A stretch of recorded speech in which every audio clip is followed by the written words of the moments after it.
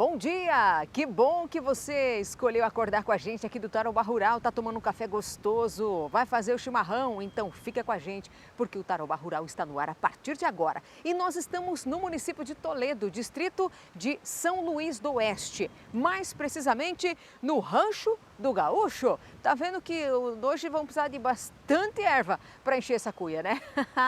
Brincadeiras à parte, você vai conhecer um pouco desse espaço muito legal, que é bastante famoso aqui já no município de Toledo. Você que é da região vai conhecer mais no programa de hoje. E nós vamos falar também sobre o Plano Safra 2022-2023. O governo promete volume robusto de recursos. Essa é a expectativa também dos produtores rurais, né? Custo de produção nas alturas e energia elétrica também. Presidente do Sindicato Rural de Cascavel faz uma análise de como o agricultor pode amenizar os custos. Como criar peixes de regiões de água quentes no sul do Brasil e no inverno, hein? Um piscicultor do Paraná desenvolveu uma técnica. Isso e muito mais você confere a partir de agora no nosso Tarobá Rural.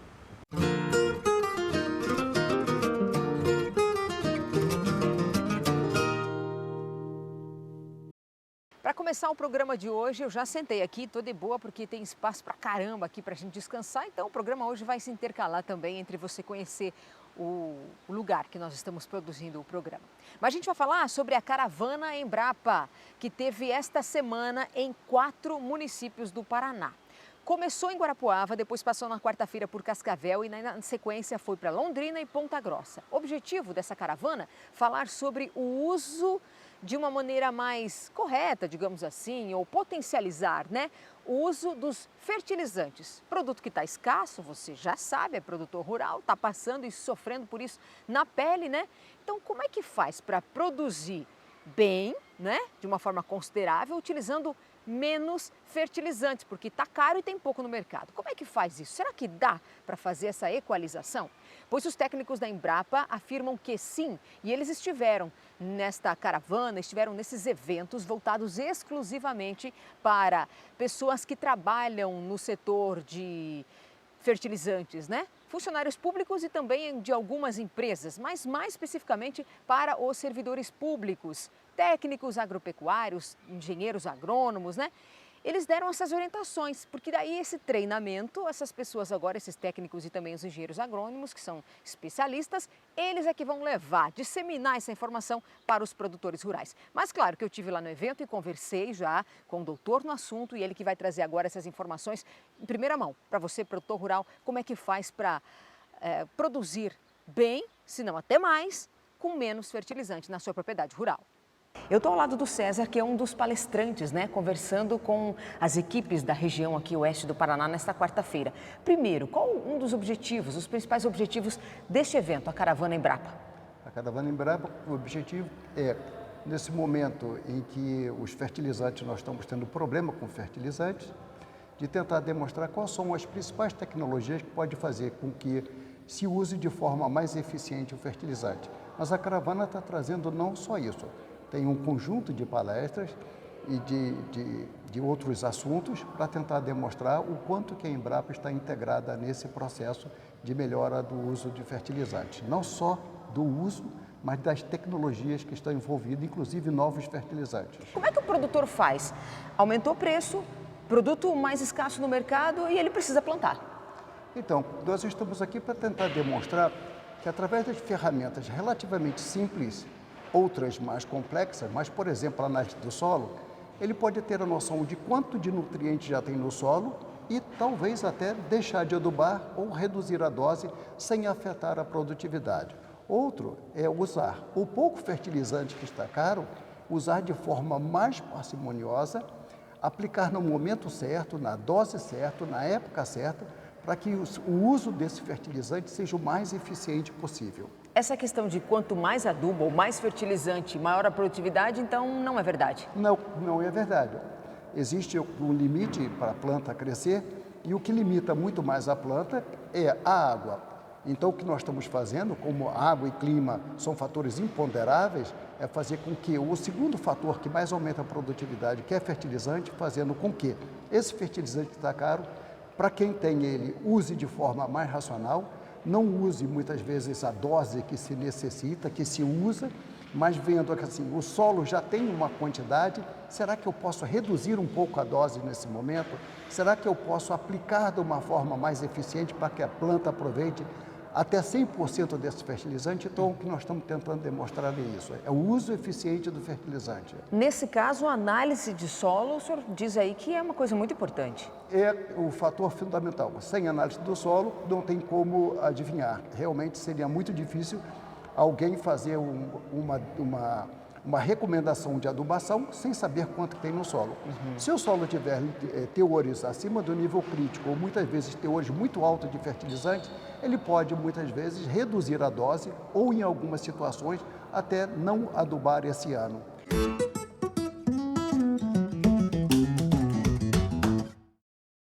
A soja fechou a semana cotada em Cascavel e em Toledo a R$ 170 a saca, R$ 173 em Pato Branco. O milho em Cascavel queda no preço essa semana, R$ 80, R$ 78 em Paranavaí e R$ 82 em Francisco Beltrão. O trigo em Cascavel, R$ 115 a saca. Em Toledo e em Umuarama, R$ 110. Já estamos no fim de junho e é grande a expectativa de todo o setor do agronegócio para o lançamento do Plano Safra. O governo ainda trabalha em alguns valores para poder fazer esse lançamento oficial, mas isso deve acontecer nos próximos dias, nesta semana. Vamos ver agora os detalhes do que é que o setor do agro tem reivindicado. Um plano safra robusto. Esta é a promessa do governo federal para os produtores rurais no próximo ano agrícola, que compreende 2022-2023.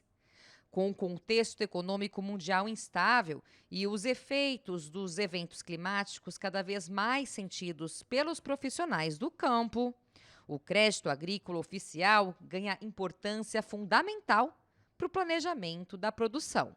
Mais do que nunca esse ano, o crédito para o setor rural ele é importante. Mais do que nunca.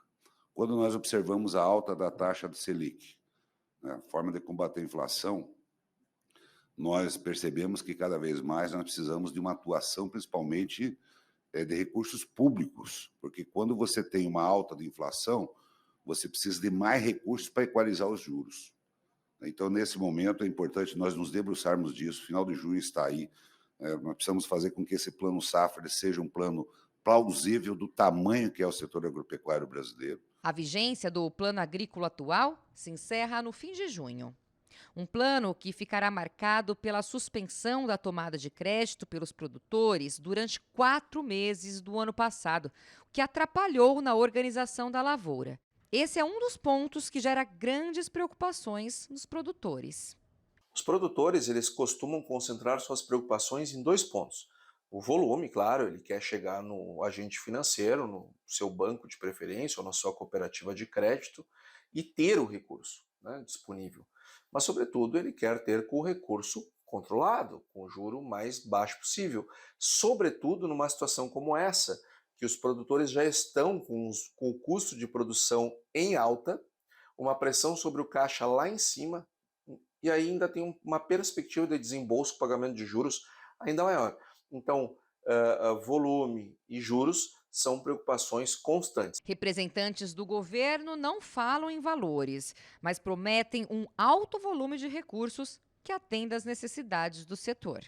A gente está realmente tentando espichar ao máximo para que a gente tenha um plano robusto, aí pelo que a gente precisa diante da condição de realmente garantir uma oferta, diria, mundial de alimentos, né? Quer dizer, a gente tem que não só atender o nosso mercado doméstico, mas também as demandas no exterior, manter a nossa liderança. Para o Plano Safra vigente, foram disponibilizados 251 bilhões de reais para o crédito rural. Para o economista da Farsul, Antônio da Luz, para que o próximo plano seja eficiente, ele deveria contar com pelo menos 50% a mais do volume de recursos destinados ao atual. Então, com 50%, nós conseguimos cobrir a inflação. No entanto, a área plantada está aumentando, então eu preciso mais do que 50% para atender a demanda. Então, isso em termos de quantidade, mas eu preciso olhar também do ponto de vista qualitativo. O que é um recurso do Plano Safra? Eu me refiro àquele que o juro é controlado ou aquele que está dentro do Plano Safra ou o recurso é livre? Sim, porque se o recurso é livre e o agente financeiro pode e deve, até por uma questão de custo de captação, emprestar 16, 17, 18, 20%, então, para que estar dentro do Plano Safra? Caso o governo anuncie o Plano Safra até a semana que vem, o dinheiro subsidiado estará disponível nas instituições financeiras em 1º de julho. Recado especial para você da Verdelândia, que é a erva mate que você precisa ter na sua casa para agradar o paladar da família toda. E principalmente falando agora desse veranico, né? Porque começou o inverno e veio calor. Deixa que tá bom assim, né? Você pode fazer, sabe o quê? Tomar tererê para se refrescar, você e toda a sua família, e é bom demais. Você vai intercalando entre a erva e a cuia de chimarrão, né, nos dias mais fresquinhos, ou então de manhã cedo e à noite.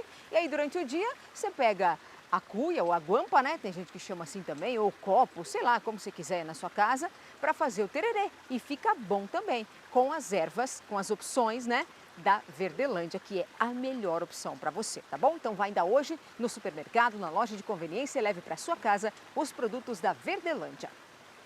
Eu vou fazer uma pausa agora, sim, daí nós vamos para o intervalo comercial e daqui a pouquinho nós vamos falar sobre os custos de produção lá no campo. Tá difícil, hein? Olha, o diesel subiu 15%, energia elétrica subiu na sexta-feira. Como é que faz para fechar essa conta? Os detalhes daqui a pouco.